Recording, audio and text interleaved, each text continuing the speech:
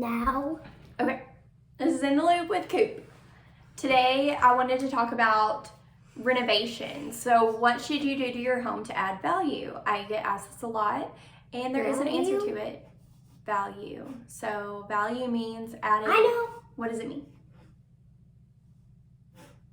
I've learned this in art. But it's been a long time. Okay, this may be a little different than what you learned in art. We learned this in the first day of art. Okay. Well, value in this sense is adding more money to the value to your home.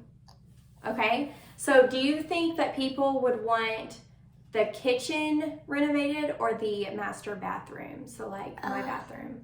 What do you think is more important to people? The master bathroom and what? Or the kitchen? Which do you think is more important? You think the bathroom is? So, although the kitchen and the bathroom are super important, the most important parts, is the kitchen. The kitchen is actually the one that you want to renovate first because that is the one that everybody's going to see. You know, the master bathroom, it's great, but it's also tucked away and not as many people are going to see it.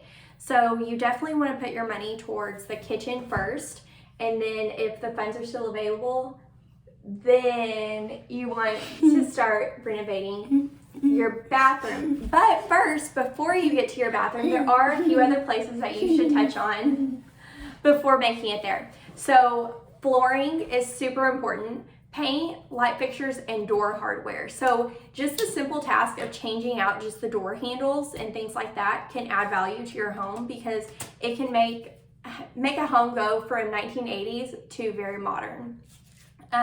Light fixtures can also be a very helpful thing. Again, taking out those light fixtures from the 80s and putting in something more modern can really step up a house and how it looks.